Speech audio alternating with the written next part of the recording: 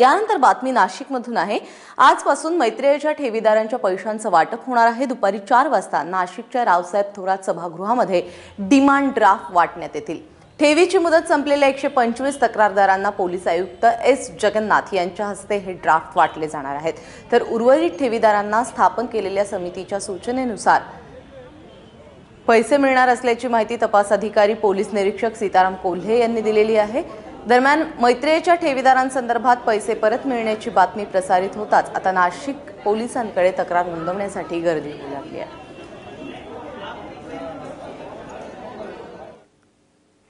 त्यामुळे आज एकंदरीतच मैत्रेयीच्या ठेवीदारांमध्ये आनंदाचं वातावरण आहे, कारण त्यांना त्यांचे पैसे परत मिळणार आहेत। थेट जाऊयात नाशिकला, आपले प्रतिनिधी प्रांजल कुलकर्णी आता त्या ठिकाणी आहेत। प्रांजल, आज कशा पद्धतीचं वातावरण पाहायला मिळतंय? ठेवीदारांच्या काय भावना आहेत आणि कशा पद्धतीची तयारी झाली आहे हे डिमांड ड्राफ्ट परत करण्यासाठीची?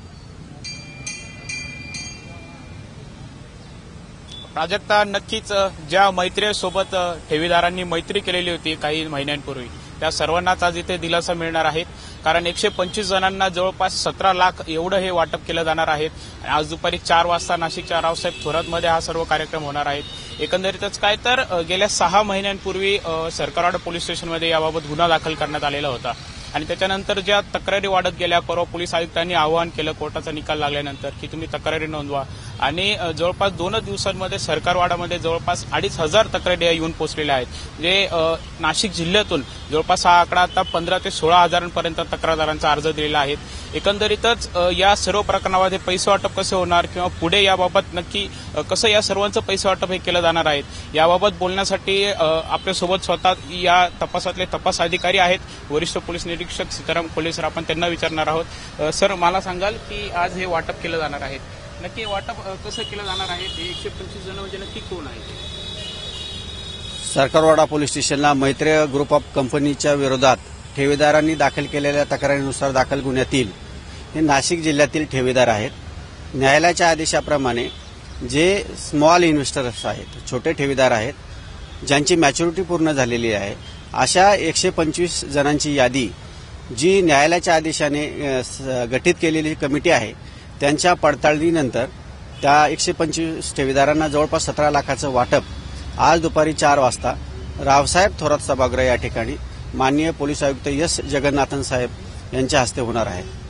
सर, बाकी जे आहेत, जे गुंतवणूकदार आहेत, त्यांचं यापुढे वाटप कसं होणार? कशा या वाटपासाठी न्यायालयाच्याच आदेशाने एस्क्रो खाते ॲक्सिस बँकेमध्ये उघडलेले आहे नाशिक येथे आणि त्यामध्ये सध्या 6,42,00,000 रुपयाची रक्कम आहे। ह्या वाटपानंतर उर्वरित जे ठेवीदार आहेत त्यांना देखील कमिटीच्या पडताळणीनंतर आणि जे स्मॉल इन्व्हेस्टर आहेत, नाशिक जिल्ह्यातले आहेत आणि ज्यांची मॅच्युरिटी पूर्ण झालेली आहे, अशा इन्व्हेस्टरची यादी आपण कमिटीसमोर मंजूर करणार आणि त्या यादीतील ठेवीदारांना त्यांच्या अकाउंटवर ईसीएसद्वारे परस्पर पैसे वर्ग होणार आहेत। तर म्हणजे पहिले नाशिक जिल्ह्यातील गुंतवणूकदारांना प्राधान्य दिलं जाणार आहे, पण जर आपण बघितलं तर जवळपास 14-15 हजार गुंतवणूकदार आहेत, आतापर्यंत 6.5 कोटी हे जमा आहेत, त्या सगळ्यांचं वाटप पुढे कसं केलं जाणार आहे? ह्या गुन्ह्याच्या तपासामध्ये आतापर्यंत आपल्याकडे 14,000 नाशिक जिल्ह्यातील ठेवीदार आलेले आहेत आणि त्यांचा रकमेचा आकडा जवळपास 32 कोटीच्या पुढे आहे आणि संपूर्णतः भारतामध्ये 21 लाख इन्व्हेस्टर आणि त्यांचा आकडा जवळपास 1,350 कोटीच्या आसपास आहे। यासाठीच तपासामध्ये जी प्रोव्हिजन केलेली ती अशी आहे की ज्या परराज्याच्या लँड्स आहेत किंवा लिक्विडिटी आहे त्याचे पैसे कंपनी त्या लँड सेल करून किंवा त्यांच्या पातळीवर ते एस्क्रो अकाउंटमध्ये जमा करणार आहेत। त्याच्या व्यतिरिक्त ज्या 17 जिल्ह्यामध्ये कंपनीच्या मालमत्ता आहेत त्याच्या MPIDच्या कायद्याच्या तरतुदीनुसार संबंधित जिल्हाधिकाऱ्यांना आपण प्रस्ताव पाठवलेले आहेत। त्या प्रस्तावाप्रमाणे संबंधित जिल्हाधिकारी शासनाच्या परवानगीने त्या जप्ती आणि कोर्टाच्या परवानगी लिलावाची कार्यवाही करून ते पैसे देखील ठेवीदारांच्या वाटपासाठी उपलब्ध होणार आहेत। यानंतरचं पुढचं वाटप कधी केलं जाणार? हे वाटप जे काही आहे जवळपास एक आठवड्याभरामध्ये जवळपास 4,000 लोकांना तरी वाटप होण्याची शक्यता आहे।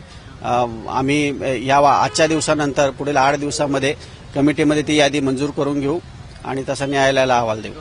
एकंदरीतच काय तर याच आठवड्यामध्ये 4,000 जवळपास ठेवीदारांना हे पैसे दिले जाणार आहेत.